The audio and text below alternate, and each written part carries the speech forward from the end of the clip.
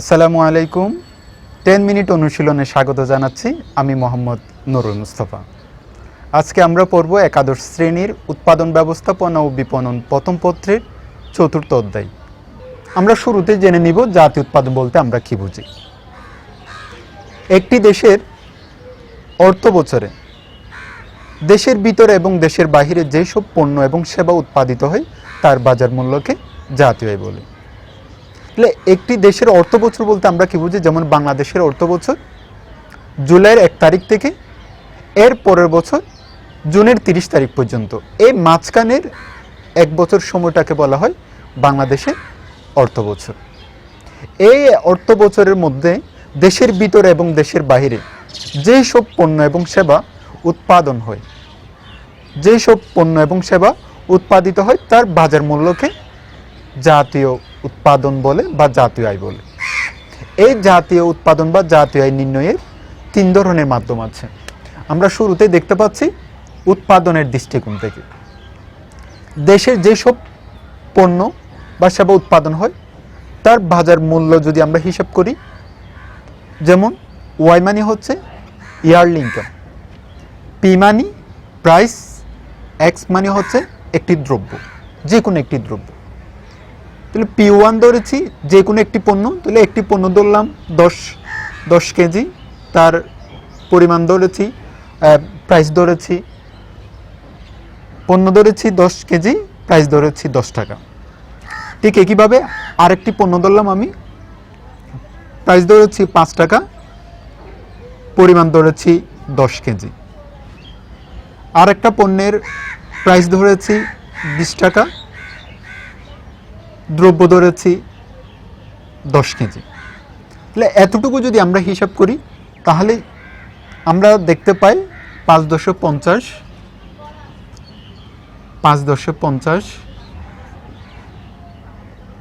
20 দিয়ে 10 গুণ করলে 200 সমান 300। তাহলে আমরা উৎপাদনের দৃষ্টিকোণ থেকে আমরা আপাতত হিসাব করে পেলাম কত, 300। তাহলে এদিকে আরও আছে, জাস্ট শুধুমাত্র আমি বোঝার জন্য যে কোনো 3টি দ্রব্য আমি হিসাব করে দেখালাম। তাহলে এই হিসাব অনুসারে এই যে 300, এটা হচ্ছে একটি দেশের জাতীয় উৎপাদন। তাহলে আমরা উৎপাদনের দৃষ্টিকোণ থেকে আমরা বুঝলাম। আমি আবার বলছি, পি মানি প্রাইস, এক্স মানি হচ্ছে একটি দ্রব্য। তাহলে আমি P1 X1, তার মানে এটি একটি আইটেম, এটা আরেকটা আইটেম, এটা আরেকটা আইটেম, এরকম আইটেম আরও অনেক হতে পারে। এরপরে দ্বিতীয় দেখো আয়ের দৃষ্টিকোণ থেকে, ওয়াই ইকুয়াল আর ডাব্লিউ, ছোট হাতের আর, স্মল লেটার, তারপর হচ্ছে পি। তাহলে এই আর দিয়ে হচ্ছে রেন্ট, ভাড়া। এরপরে ডাব্লিউ দিয়ে হচ্ছে ওয়েজেস, মজুরি। স্মল লেটার আর দিয়ে হয় ইন্টারেস্ট, আর পি দিয়ে হয় প্রফিট। তাহলে আমরা একটু হিসাব করতে পারি। আমার রেন্ট মনে করো 10 টাকা, ওয়েজেস 5 টাকা, ইন্টারেস্ট 20 টাকা, প্রফিট 15 টাকা। তাহলে আমি যদি এগুলি হিসাব করি, 15, 35, 45, 15, 35, 55। তাহলে এটা হচ্ছে আয়ের দৃষ্টিকোণ থেকে। এরপর 3 নম্বর দেখো ব্যয়ের দৃষ্টিকোণ থেকে। তাহলে ব্যয়ের দৃষ্টিকোণ থেকে দেখো Y equal C plus I. এখানে সি বলতে ভোগ ব্যয়, কনজাম্পশন, আর আই দিয়ে হচ্ছে ইনভেস্ট। তাহলে একটা হচ্ছে ভোগ ব্যয় আর একটা হচ্ছে বিনিয়োগ, বা সেটাকে আমরা এইভাবেও লিখতে পারি C plus I plus G plus X minus M. অর্থাৎ সি দেওয়া হচ্ছে ভোগ ব্যয়, আই দেওয়া হচ্ছে ইনভেস্ট, জি দেওয়া হচ্ছে গভর্নমেন্ট কস্ট, এক্স দেওয়া হচ্ছে এক্সপোর্ট, এম দেওয়া হচ্ছে ইনপুট। তাহলে আমি এটা দিয়ে যদি হিসাব করি তাও আনসার আসবে, এটা দিয়ে হিসাব করলে তাও আনসার আসবে। তাহলে আমরা এখান থেকে একটা জানলাম যে মোট জাতীয় উৎপাদন নির্ণয়ের জন্য 3টি মাধ্যম রয়েছে। প্রথম হচ্ছে উৎপাদনের দৃষ্টিকোণ থেকে, এরপরে হচ্ছে আয়ের দৃষ্টিকোণ থেকে, এরপরে হচ্ছে ব্যয়ের দৃষ্টিকোণ থেকে। এরপরে আমরা পড়ব নিট জাতীয় আয়। তাহলে এখানে দেখো এখানে আমরা একটা শব্দ দেখতে পাচ্ছি নিট। নিট বলতে আমরা কি বুঝি? এই যে জাতীয় আয় অর্জন করার জন্য, জাতীয় আয় অর্জন করার জন্য, জাতীয় আয় অর্জন করার জন্য যেই সব খরচ হয়, এই যেমন মনে করেন আমার 10,000 টাকা আয় করার জন্য 10,000 টাকার পিছনে আমি 200 টাকা খরচ করেছি। এই 200 টাকা বাদ দিয়ে, 10,000 থেকে 200 টাকা বাদ দিয়ে 9,000 যে 800 টাকা থাকবে সেটাকে বলা হয় নিট জাতীয় আয়। এক কথায় মোট জাতীয় আয় অর্জন করার জন্য যেই সব খরচ হয় ওই খরচকে বাদ দিয়ে যেটা পাওয়া যায় সেটাকে বলা হয় নিট জাতীয় আয়, যেটাকে অবচয় খরচ হিসাবে চিহ্নিত করা হয়। আবার বলছি, তাহলে নিট জাতীয় আয় বলতে মোট জাতীয় আয় থেকে অবচয়জনিত খরচ বাদ দিয়ে যা পাওয়া যায় তাকে বলা হয় নিট জাতীয় আয়। এবং নিট জাতীয় আয়ে আমরা একটি সূত্র দেখতে পাচ্ছি, NNI, নিট ন্যাশনাল ইনকাম। আবার বলছি, নেট ন্যাশনাল ইনকাম।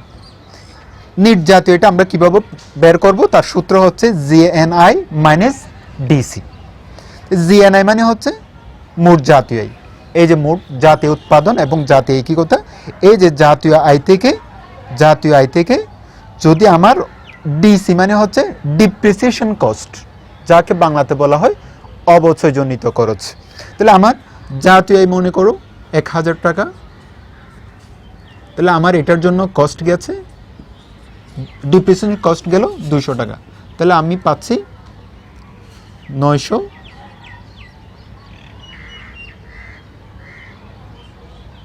টাকা, তাহলে আমি পাচ্ছি 800 টাকা, তাহলে আমি পাচ্ছি 800 টাকা। এই 800 টাকা হচ্ছে নিট জাতীয় আয়। আশা করি আমরা বুঝতে পেরেছি যে নিট জাতীয় আয় বলতে আমরা কি বুঝি। এখন আমরা পড়ব মোট দেশজ উৎপাদন। মোট দেশজ উৎপাদন বলতে আমরা কি বুঝি সেটা আগে একটু বলবো। মোট দেশজ উৎপাদন মানে হচ্ছে জিডিপি, গ্রোস ডোমেস্টিক প্রোডাকশন, অর্থাৎ একটি দেশের অর্থ বছরে দেশের ভিতরে, এক কথায় দেশের ভৌগোলিক সীমারেখার ভিতরে যেই সব পণ্য এবং সেবা উৎপাদিত হয় তার বাজার মূল্যকে মোট দেশজ উৎপাদন বলে। আবার বলছি, একটি দেশের অর্থ বছরে দেশের ভৌগোলিক সীমারেখার ভিতরে যেই সব পণ্য এবং সেবা উৎপাদিত হয় তার বাজার মূল্যকে মোট দেশজ উৎপাদন বা জিডিপি বলে। জিডিপি আমরা কিভাবে নির্ণয় করব তার একটি সূত্র আমি লিখেছি, জিডিপি ইকুয়াল C+I+G। সি দিয়ে হচ্ছে কনজাম্পশন, আই দিয়ে হচ্ছে ইনভেস্ট, জি দিয়ে হচ্ছে গভর্নমেন্ট কস্ট। অর্থাৎ বুক ব্যয়, বিনিয়োগ ব্যয়, বুক বিনিয়োগ এবং গভর্নমেন্ট কস্ট, এইগুলো যদি আমরা যোগ করি তাহলে আমরা মোট দেশজ উৎপাদন পেয়ে যাব। তাহলে আমি একটি সাধারণত একটা এক্সাম্পল দিয়ে বলি, আমার বুক ব্যয় হচ্ছে 100 টাকা, বিনিয়োগ হচ্ছে 50 টাকা, গভর্নমেন্ট কস্ট হচ্ছে 10 টাকা, তাহলে আমরা পেলাম 160 টাকা। তাহলে আপাতত এটাই হচ্ছে আনসার। আমরা এর আগে শুরুতে আমরা একটা পড়া পড়েছি মোট জাতীয় উৎপাদন বা মোট জাতীয় আয়। এখানে একটি কথা মাথায় রাখতে হবে, যখন আমরা মোট জাতীয় আয় যখন নির্ণয় করতে যাব তখন আমাকে একটা জিনিস মাথায় রাখতে হবে, বিদেশে দেশ কর্তৃক যে বিনিয়োগ হয় তার আয়টাকে হিসাব করা হবে। অর্থাৎ আমি বলতে যাচ্ছি, আমার দেশের কোনো লোক যদি বিদেশে বিনিয়োগ করে তার সেই বিনিয়োগের আয়টা আমার দেশের জাতীয় আয়ে হিসাব করা হবে।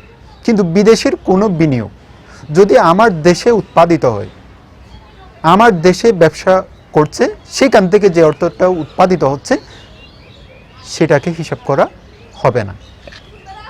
মোট দেশের উৎপাদনের ক্ষেত্রে কিন্তু সম্পূর্ণ তার বিপরীত। অর্থাৎ বিনিয়োগটা সে দেশের হোক বা বিদেশের হোক, আমার দেশের যে ভৌগোলিক সীমারেখা আছে এর মধ্যে যদি উৎপাদন হয় সেটাকে মোট দেশের উৎপাদনের মধ্যে হিসাব করা হবে। কিন্তু মোট জাতীয় আয়ের ক্ষেত্রে সেটা কিন্তু হিসাব করা হয় না। মোট জাতীয় আয়ের ক্ষেত্রে অর্থাৎ দেশের নাগরিক হিসাবে এখানে হিসাব করা হয়, কিন্তু মোট দেশের উৎপাদনের ক্ষেত্রে নাগরিক কোনো ফ্যাক্ট না। অর্থাৎ ভৌগোলিক সীমারেখার ভিতরে উৎপাদন হচ্ছে কিনা সে দেশের হোক বা দেশের অন্য দেশের লোক হোক, সেটাকে কিন্তু হিসাব করা হয়। এই জিনিসটা আমাদেরকে একটু মাথায় রাখতে হবে। এরপরে নিট দেশজ উৎপাদন, NDI, নেট ডোমেস্টিক ইনকাম। এটা বের করার নিয়ম হচ্ছে জিডিপি মাইনাস ডিসি, অর্থাৎ মোট দেশজ উৎপাদন থেকে অবচয়জনিত খরচ যদি বাদ দেওয়া হয়, এরপরে বাদ বাকি যেটা থাকবে সেটাকে বলা হয় নির্দেশিত উৎপাদন। এক কথায় যেটা আমি আগে বলেছি, এখানে নিট বলতে অর্থাৎ মোট দেশজ উৎপাদনটা হওয়ার জন্য যে খরচটা হয়েছে, যেটাকে অবচয়জনিত খরচ বলা হয়, ওই খরচটা যদি বাদ দেওয়া হয়, বাদ দিয়ে যেটা থাকবে সেটাকে নির্দেশিত উৎপাদন বলে। এরপর আমরা পড়ব মোট জাতীয় উৎপাদন ও মোট দেশজ উৎপাদনের মধ্যে পার্থক্য কি। তাহলে পার্থক্যের মধ্যে আমরা প্রথমেই দিব সংজ্ঞা, যে সংজ্ঞাটা আমরা শুরুতে পড়েছি। একটি দেশের সাধারণত অর্থ বছরে দেশের ভিতরে এবং দেশের বাইরে যেসব পণ্য এবং সেবা উৎপাদিত হয় তার বাজার মূল্যকে মোট দেশজ উৎপাদন বলে, আর মোট জাতীয় উৎপাদন বলে। আর মোট দেশজ উৎপাদন হচ্ছে শুধুমাত্র ভৌগোলিক সীমারেখার ভিতরে যেই উৎপাদন হয় সেটাকে বলা হয় মোট দেশজ উৎপাদন। এরপরে আমরা সূত্র আমরা এই মোট দেশজ উৎপাদনে এখানে একটা সূত্র লিখেছি। এরপরে জিএনপি লিখেছিলাম আমরা, C plus I plus G plus X minus M, এটা হচ্ছে জাতীয় উৎপাদনের সূত্র। এরপরে পরিধি, মোট জাতীয় উৎপাদনের পরিধি হচ্ছে ব্যাপক, অনেক বড়, আর মোট দেশের উৎপাদন হচ্ছে তুলনামূলকভাবে ছোট। এরপর হচ্ছে পরিমাপ, মোট জাতীয় উৎপাদনের পরিমাপ দিয়ে দেশের অর্থনৈতিক অবস্থা পরিমাপ করা যায়, কিন্তু মোট দেশের উৎপাদন দিয়ে সেটা কিন্তু পরিমাপ করা যায় না। এরপরে অর্থনৈতিক অবস্থা, একটি দেশের অর্থনৈতিক অবস্থা ভালো বা খারাপ এটা নির্ণয় করার জন্য, এটা জানার জন্য অবশ্যই মোট জাতীয় উৎপাদন জানতে হবে। অর্থাৎ জাতীয় উৎপাদনের উপর ভিত্তি করে আমি বলতে পারবো একটি দেশের অর্থনৈতিক অবস্থা ভালো না খারাপ, কিন্তু মোট দেশের উৎপাদনের উপর ভিত্তি করে কখনো একটি দেশের অর্থনৈতিক অবস্থা নির্ণয় করা যায় না। আশা করছি আমরা মোট জাতীয় উৎপাদন এবং মোট দেশের উৎপাদনের মধ্যে একটি তফাৎ আমরা পেয়েছি। এরপরে দেখো বুক ব্যয়, এরপর রয়েছে বুক ব্যয়। বুক ব্যয় বলতে আমরা কি বুঝি? একটি দেশের জনগণের বুকের জন্য যে অর্থ ব্যয় করা হয় সেটাকে বলা হয় বুক ব্যয়।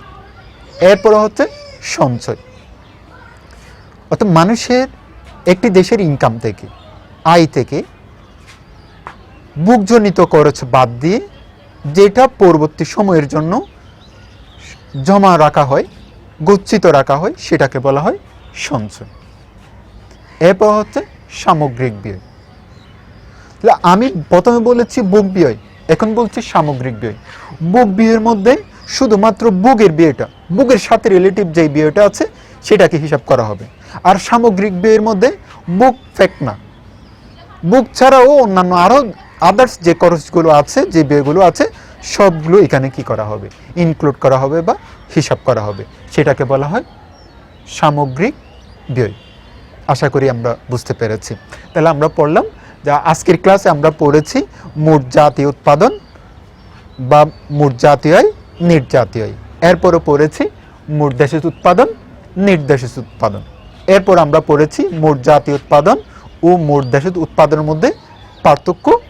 এরপরে বুক ব্যয় বলতে আমরা কি বুঝি, সঞ্চয় বলতে কি বুঝি, সামগ্রিক ব্যয় বলতে কি বুঝি। আজকে আমরা এতটুকুই পড়েছি। তাহলে পরবর্তী ক্লাসে বাকি অংশটুকু আমরা পরবর্তী ক্লাসে শেষ করব। আজকের ক্লাস আমরা যতটুকু পড়েছি এর মধ্যে কারো যদি কোনো প্রশ্ন থেকে থাকে তাহলে তোমরা অবশ্যই কমেন্ট বক্সে কমেন্ট করবে, আমি তোমাদেরকে রিপ্লাই দেওয়ার জন্য চেষ্টা করব। আজকের ক্লাস যারা দেখেছো তোমাদেরকে ধন্যবাদ জানিয়ে আমি এখানে শেষ করছি। আসসালামু আলাইকুম।